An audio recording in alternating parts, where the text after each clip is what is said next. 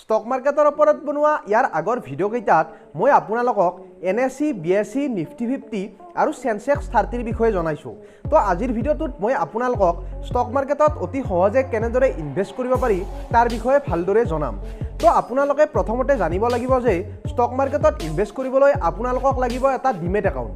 তো demat account খোলাৰ বাবে বৰ্তমান সময়ত মাৰ্কেটত বহুত এপছ আছে, কিন্তু মই নিজে আপষ্টক্স আৰু গ্ৰ' এপছ দুটা ব্যৱহাৰ কৰোঁ। এই দুয়োটা এপছতে ইনভেষ্ট কৰিবলৈ অতি সহজ হোৱাৰ লগতে ইয়াত একাউণ্ট খোলাৰ বাবে কোনো ধৰণৰ এক্সট্ৰা চাৰ্জ দিব নালাগে। তো প্ৰথমতে আপোনালোকে মোৰ ডেছক্ৰিপশ্যনত গৈ গ্ৰ' নাইবা আপষ্টক্সৰ যিকোনো এটাৰ লিংকত ক্লাৰি এটা এপছ ইনষ্টল কৰি লওক আৰু তাৰপিছত আপোনালোকৰ পান আৰু আধাৰ কাৰ্ডেৰে ইয়াত ডিমেট একাউণ্টটো ধুনীয়াকৈ খুলি লওক। আৰু যেতিয়া আপোনালোকৰ ডিমেট একাউণ্টটো এপ্ৰুভ হ'ব তাৰপিছত আপোনালোকে ষ্টক মাৰ্কেটত অতি সহজেই ইনভেষ্ট কৰিব পাৰিব। আৰু যদি আপোনালোকে কিবা বুজি নাপায় তেন্তে মোক কমেণ্ট কৰি জনাব, মই আপোনালোকক সকলোখিনি জনাই দিম। ধন্যবাদ।